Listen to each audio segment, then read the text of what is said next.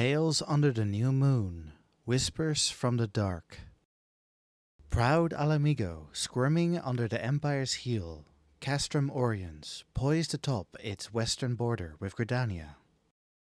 Concealed as he was by the shroud of the rift, the slight upturn of Lahabrea's lips could hardly be thought indecorous. He waited as the black-plated figure traversed the castrum in the moonless black. Gaius van Belzar, legatus of the 14th Legion, was far from his comfortable chambers now. No guards watched as he took up an unassuming position in the corner of a lonely storage sector. It was conduct far beneath a legatus' station, veritable cloak and daggery, but then what choice did he have? Poor fellow. Lahabrea's smile widened quite against his volition. He feared he might laugh at any moment. "This will do. Show yourself," Gaius ordered into the night. The legatus had been hand-selected for the task ahead. It would not do to keep him waiting. Lahabrea called upon a trifling bit of magic to reposition himself behind the man. "How kind of you to arrange for this reunion. I presume my gift was to your liking?"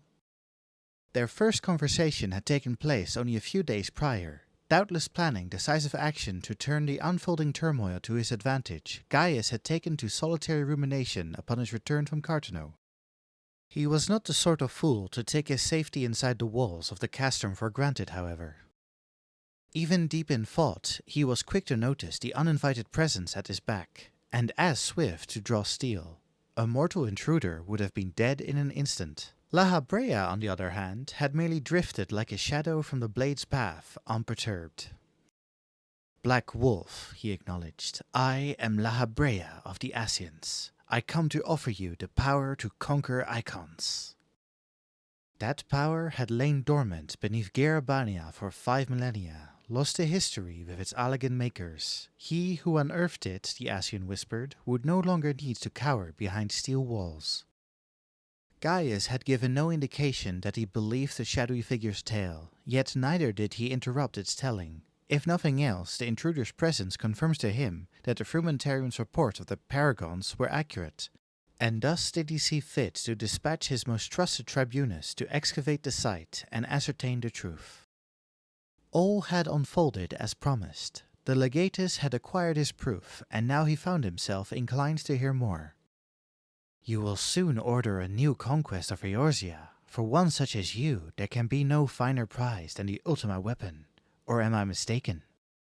"You are well informed as to the inner workings of the Empire?" The deepening crease in Gaius's brow was evident despite the concealment of his helmet. "But what of those of your so-called weapon? It will not serve." "Oh?" "It was where you said it would be, a machina of immense proportions. Yet it is little more than a fossilized relic." Though Lahabrea had left closer inspection of the weapon to his inferiors, he was well aware it was inert. There was no need to divulge this just yet, however. Amongst the countless mortal lifetimes the Asian had witnessed, Gaius van Belzar's was exceptional. This was a man that had subjugated 5 city-states and still hungered for more.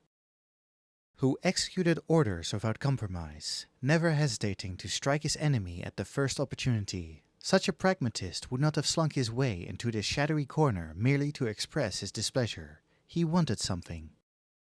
Lahabrea waited. Given its age, its condition was not unexpected, nor is it a problem in itself. The Black Wolf hid his consternation admirably. His words were carefully chosen.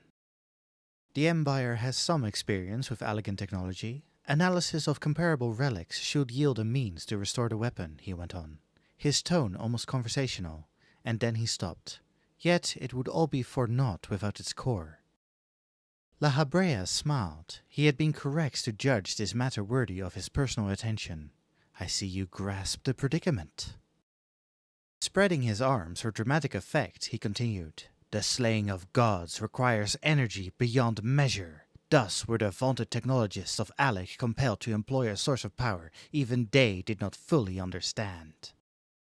"Spare me the theatrics," Gaius interjected. "That you thought to tempt me with the weapon is proof enough of your knowledge. The nature and whereabouts of the core are no mystery to you." "Indeed." Lahabrea paused before resuming his tale. Though they knew little beyond the fact that it worked, what the Allegans employed as a source of energy was itself a storied relic. Lahabrea flicked the fingers of one outstretched hand to reveal a Stygian crystal, the very power that the legatus desired. I entrust it to you and no other, that this star might know the peace it once enjoyed.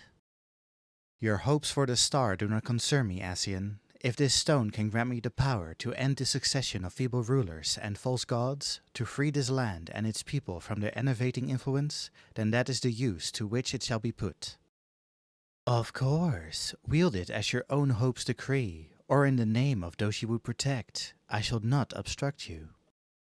Gaius made no move to accept the crystal. Perhaps he yet harbored reservations about aligning himself with one whose true nature was beyond his comprehension. But not for long, to a man who dreamed of bringing the world to heel in the name of his radiance, the call of power would be irresistible. Go forth, conquer, rule. Those were the words of your emperor, were they not? The legatus's silence remained pleasingly steeped in suspicion. Yet you alone see the greater cause. You alone see how unconquered lands cry out for a strong hand. It had taken some time to find a suitable candidate for this endeavor. Naturally, Lahabrea's agents had furnished him with considerable background information in the course of their search. That Gaius was a formidable martialist and an iron-fisted ruler weighed in his favor, but it was his fair-mindedness that had been the most compelling factor. He welcomed talented recruits of any origin, and was so diligent in his care for freezing orphans that, had he belonged to a more religious nation, he would surely have been destined for sainthood. Such virtuous zeal made it a near inevitability that he would seek to make use of the Ottoman weapon's power, never believing it could beget the chaos that darkness demanded. You may have been watching me, Asian, but do not presume to know my mind. Though his words were defiant, they rang faintly of defeat. Gaius stepped forward, his hand outstretched to take the proffered stone, but he paused at the last. Tell me, how did you come to possess the core? As he searched for an appropriate response, an image drifted up from the recesses of his mind, and he glimpsed faces of which he had no memory. Why should they appear to him now? Lahabrea forced back the unease before it could overtake him, though the resulting pause did not escape his interrogator's attention. We retrieved it, lest it be discovered by the ignorant. Not a soul alive understands the crystal's true power, nor have any ever... The unease resurfaced, given new life by the thought of a distant past. When did he himself learn of the heart of Sabik? And from whom? It was of no moment, naught mattered beyond the rejoining, which would return the star to its rightful state. He had labored to that noble end for over 12,000 years without rest, abandoning countless bodies as they became too frail to sow the seeds of chaos. Even as the years whittled and the centuries gouged and the millennia ground his once bright passion to grey and lifeless dust. Even as time scoured his heart of the faces of those he had once loved.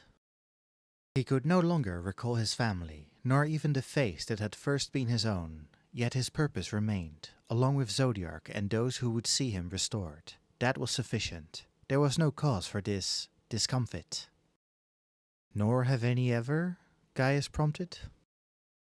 Lahabrea assumed an impassive expression. He had said all he intended to say. He only needed to place the crystal in the Guardian's open palm. Why won't those damnable faces disappear?